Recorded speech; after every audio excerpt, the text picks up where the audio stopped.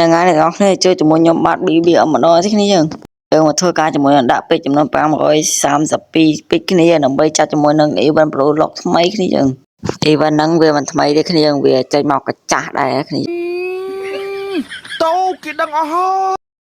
សម្រាប់ event ហ្នឹងគ្នាយើងស្រឡាញ់មួយដែរគ្នាយើងសម្រាប់ខ្ញុំគឺស្រឡាញ់អាពណ៌ខ្មៅគ្នាយើងគឺអែមខ្លាំងមែនតើឥឡូវកុំតប៉ាយកនេះធ្វើការមកប្រឡប់វាសិនពីគ្នាយើង game free fire តប្រឡប់ទេគឺចប់តែម្ដងគ្នាយើងបាទឥឡូវដាក់ជាមួយនឹងលើកទី1គ្នាតែវាចូលក៏មិនចូលដាក់តែម្ដងទៅបាទទៅហើយគឺ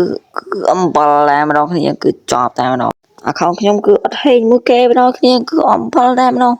ញ៉ា5 spin នេះដឹងអត់ទេអំបិលតែម្ដងគ្នាចប់ហើយអាខោខ្ញុំឥឡូវកុំតប៉ាយើងទៅកម្មប្រឡប់វាមកលើទីគ្នាដើម្បីឲ្យវាហេងចូលចឹងណាឥឡូវធ្វើការប្រឡប់វាសិនគ្នាដើម្បីឲ្យវាហេងចឹងណាហើយយើងប្រឡប់ហើយធ្វើការមកចាប់វាវិញតែគ្នាយើងទៅចាក់ជាមួយនឹង5 spin មកលើទីគ្នាដើម្បីឲ្យវាមានហេងចឹងណា